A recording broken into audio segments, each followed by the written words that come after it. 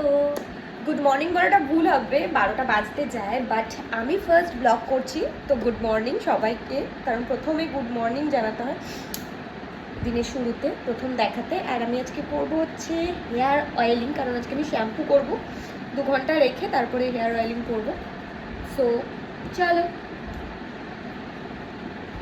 আর তোমরা কারা কারা চুলে কী কী রুটিন ফলো করো প্লিজ আমাকে জানিও, কারণ আমার প্রচুর হেয়ার ফল হচ্ছে, প্রচণ্ড মানে কি প্রচণ্ড হেয়ার ফল হচ্ছে।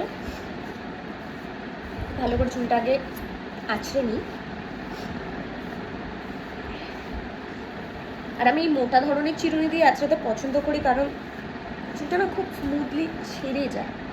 কাঠের চিরুনিগুলোতে আমার না হয় না, আমার নিজেরও আছে, বাট আমি করি না। আর একটু বলো তো কীভাবে চুলটা আর মানে সিল্কি করে, যেমন চুলটা প্রচুর ড্রাই হয়ে যাচ্ছে।